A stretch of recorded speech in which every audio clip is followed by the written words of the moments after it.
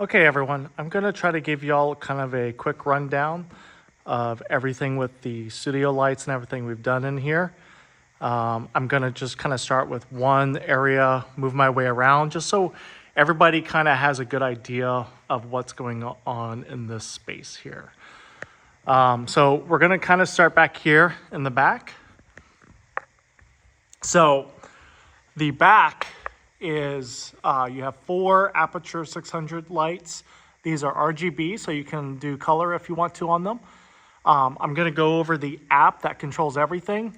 There'll be an iPad that will be staying here. This is Samantha's iPad, but we now have all the lights are attached to the iPad. I've even created scenes and everything. But what's nice is you can actually see what light it is you need to control within here. And there's multiple ways you can look at it. You can look at it that way. You can look at it this way as well. So definitely get familiar with how the controls are. And there's also scenes in here. So I've already created a couple of scenes and we'll talk more about that soon. But right now you have these color lights that are putting color on the back. That is all controlled from the ADJ board. Again, I'll go over that in a second. What's great is if you hit color, you could just easily click the color and then click the color you want, and it will automatically change. That's all set up to DMX, 5-pin DMX. The Aputure lights are not set up to DMX, and the reason why is if you do DMX on these lights, run DMX through them, you cannot use the app. So I opted for the app because it is so much easier than try to program everything into the ADJ board. So you have 4 of these lights, and when you see them on the app, they're labeled 1, 2, 3, 4. And you can control them individually, control them as groups. I also set up these infinity bars. These were 2 that we had left over. They're currently on these trusses right here. You could just move the trusses kind of wherever you need to for whatever you're trying to create. We have one on both sides. The nice thing is there's power on this column here and power on that column there. The cables for everything, power cables are coming down from up there. There's a Sockapex power cable all the way up there. And then I ran Stingers down every single cable. So if we ever change out lights, you don't have to get all the way up there to change anything. You can do them all down here at the pipe level, which is roughly 13, 14 feet. And then I ran the Sockapex up there along that. And it comes down this column right here. That's the column that comes down right there. These 2 lights are the original 300D lights. We did put gels on them to kind of warm them up a little bit more because they are daylight. So we warmed them up. There's a Fresnel lens on that light, which you can spot better if you want to, or give it a wash. That has a spotlight so you can shape things on them. And with that, I actually drilled a hole up there through the column. There's conduit running right through there, which I probably should have pulled that back through again. The conduit goes all the way through over here. And so that comes out of the conduit, and then I drilled a 4-inch hole here, which is where some of the cables go up the column and some of the cables go down the column. So the 4-inch hole does drop a lot of stuff down to this right here. See if I can bring up the exposure here a little bit. So here is where you can control those 300D lights. So you can turn them on and adjust them here. They've got hooks they're holding on to, 2 lights right here. And then I created this box right here. So this box is going to have power. It's going to have PoE network switch. And then we're going to put STI and XLRs in here at some point. But it gives us some connectivity. This box also down here all goes through a 4-inch hole that's right back here. That 4-inch hole, again, goes all the way up to there, to that 4-inch hole there. So everything's running through the column. There should be no cables on the outside of that column. Then we have the 1000 Aputure. You can change whatever modifier you need to. If you need a softbox or whatever, you can always adjust that. That's the 1000. That one does do RGB as well. And then we have this pole up here where the Sockapex goes into another 6 circuits. So there are 6 circuits up there. 3 of them are currently, actually 4 of them are being used. 3 are for the lights, 1, 2, and 3. And then the 4th one is being ran down power to power this below. So we have socket PEX wiring going across there into another conduit. That's a 4.5 inch conduit hole right there. So that goes through back there, which I'll talk about more soon. That's the 1200X, so that's bicolor. You can change it to whatever you want to, it's just not color light. We have the boxes are up on top. And then we have the Nova, which is also RGB. That's great for a good wash of light if you need to, or color. And then we have 2 PTZs. We have the Bird Dog and we have the Panasonic, which we will need to get connectivity to. I haven't gotten to it yet. Here's the other Nova. This is Nova left, that's Nova right. So I did label these like 1000 right, 1200 right, Nova right, Nova left, 1200 left, 1000 left.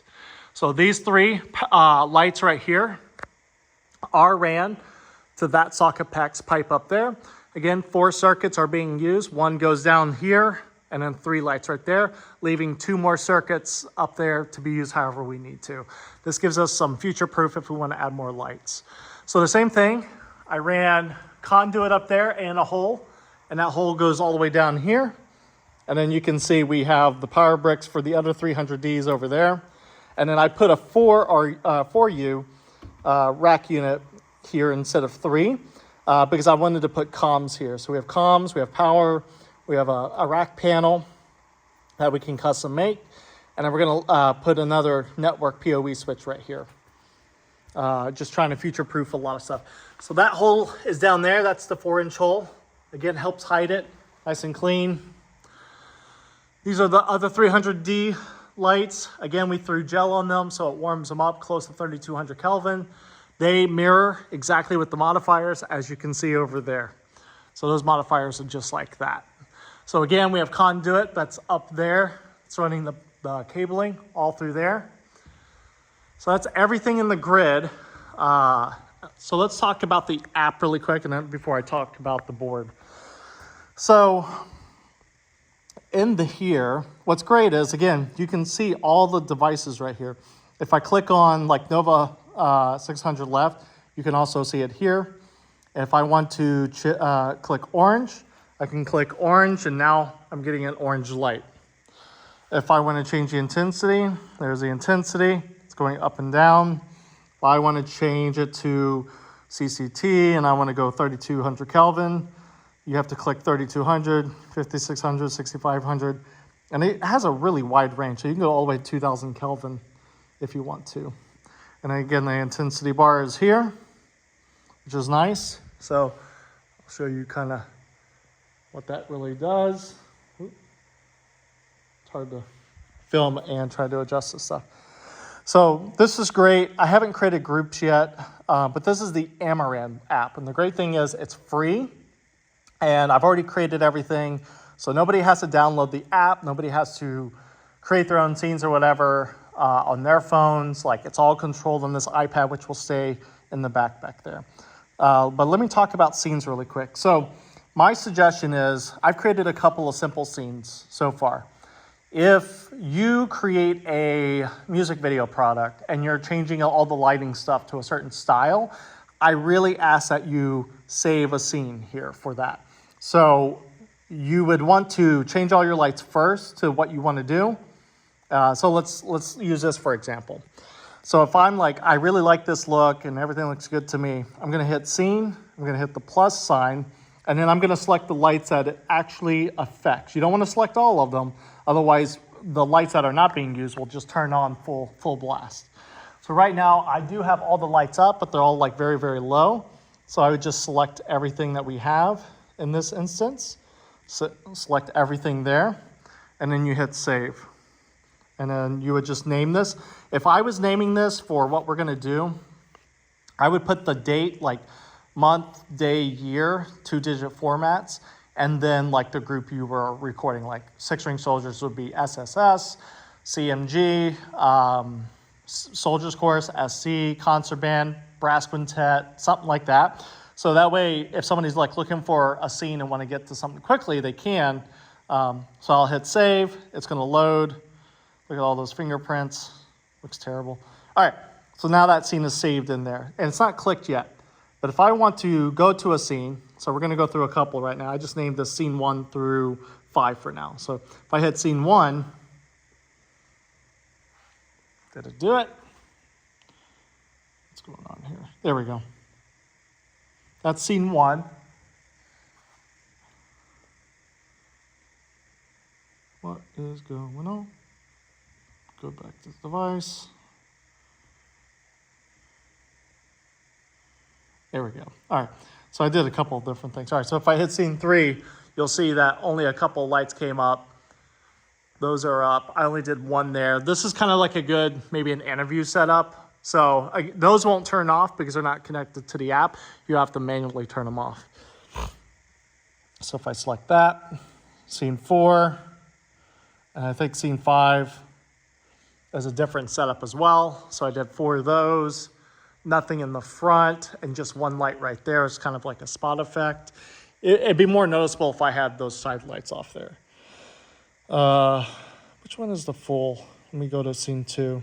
Scene 2 has everything on. I don't think I went 100% on everything here. And if you need to adjust it, you can click scene here and then go through and adjust. I think you can just adjust everything if you wanted to.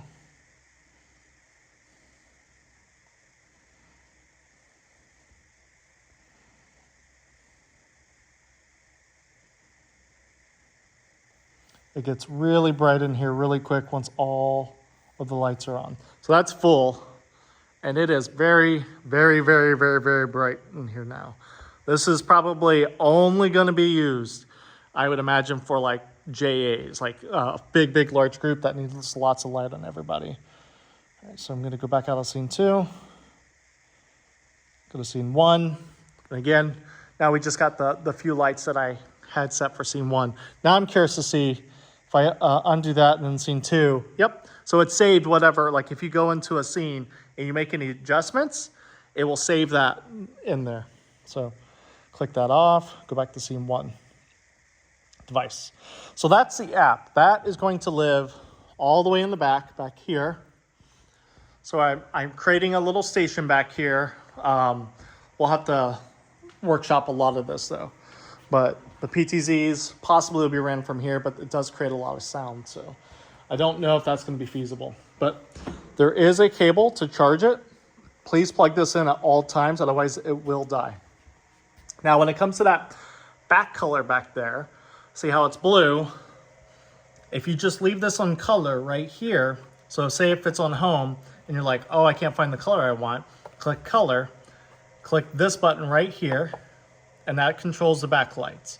And then you can check red and just change the different colors that you want. Currently, I am not sure as to how to change the intensity or how much it's doing. It's not dimming it currently, so maybe that's something that could be workshopped or worked out. But right now, that gives you a quick run through of all that stuff with the color, the lights, everything like that. We are ordering a 12-foot ladder to be able to get up the ladder. It is going to be more than high enough to be able to make adjustments to the spotlights, grab things, because we won't have our scissor lift for very long. You should be able to get up to the back bar as well, make any adjustments as you need to, going around and just adjusting lights or adding lights, taking away lights, hopefully not. Some things that to think about while I'm away. This is mostly for Jared. I know y'all have some projects. Project time, it'd be good to use to still use the scissor lift here. But what we still need to do is we need to run a lot of our cables. And I didn't talk about this yet. So we need to run a lot of our cables. We need to run Ethernet, SDI, XLRs. You're gonna run it along the back here, up the side, and over that. And I created this like trough here with wood and made that so that way you won't see all the cables. But there is a 4.5-inch hole right there with conduit, and you'll run all the cables right through this column right here. All the way over here, it'll come out of that column, and then you can just run it to whatever you need to if you need to run here. What I'd like to see, if possible, is about 3 SCIs on this end, 3 SCIs on the other end, Ethernet on this end, Ethernet on the other end, and XLRs if possible on both ends as well. I think if you run 3 or 4 XLRs on both ends, that's helpful. One of them for sure we need to do is an XLR over here for comms. I think this would be really important if we need to talk to somebody down here. We can run comms down here, which can be connected to that PTZ station over there. However we want to workshop that. We're going to leave one of our Panasonics up there. We need to run SDI and Ethernet to it if possible from one of the switches on the side. And then I put the other 2 PTZs on these bases here. And the reason why is because I didn't want the PTZ to be too high up there, looking more downwards, and to be more restrictive there. I think this will be nice because then you can move this wherever you want, roughly at that height, which is just slightly above my head. But it's a little safer, easier to get to. We keep sandbags on it. We have safety cables and everything. And then this pipe is a very, very short pipe right here. And it's just clamped on right there. Same thing on that side. Same exact concept. Sandbag down there, up this truss. Pipe hangs off just a little bit. Again, these are really nice Panasonic PTZs. And so we need to run SDI and Ethernet to here for this station, so that way we can reduce how many cables stay on the floor. The idea is that no cables should ever be on the floor except for a day we're filming. We want to keep this place nice and clean and clear as much as possible. I've been putting things off to the side right here. Of course, if we get into a shoot day, filming day, we would pull all of this stuff out of here and take it either outside or into the hallway. All the chairs are living right here off to the side right now. And then I've got a couple of truss bases down here that we can set up some more trusses if we need to, with more of these infinity lights if we want. Nothing here. That needs to go somewhere else, probably back to audio. And then I set up a little station back here. So I did roll the red cart down here. We have 2 extra 600 lights. Jared, these are Ethernet cables that just came in that you ordered. So use those when you get the chance. And we have extra grip and gaff gear up here, lots of modifiers, kind of whatever you want. It should be here more than it is in storage, just because more than likely this is what we're going to be rolling with most of the time in this room. So that should be pretty simple there. The other things, if we can get set up and ready, is Jared, if we can get your C300 on this, that would be great. I don't know where this plate is. I believe it was used for holiday shows. So, but C300 on here, C300 on there, teleprompter. Probably need to set up a computer for the teleprompter here, just so we have it as an access thing. What's great is with all this stuff set up, this actually will give everyone opportunities to train and learn to like run teleprompter, set that stuff up, to operate PTZs and how to shade and color them and how to set presets. It'll be pretty much permanently set up throughout the year except for the holiday show. That'll be the only time we take the PTZs down is for the holiday show. But that, I think, kind of gives everybody a little overview of what is going on in here. This should reduce your setup time for video shoots significantly. Definitely find some time to dial in and just come play with this stuff and play with the lighting. I set up the piano in the middle just to kind of play with the spotlights and see what it is I can do in this space, because it is really, really cool how much control we have on just an app now. And you get on a ladder, you can make all these adjustments and everything. So have fun with this while I'm away. And I look forward to seeing kind of like what else we can adapt into this space and make sure that it is usable more often. We'll figure out what that content looks like and where it goes. But yeah, really, really enjoyed this project, guys.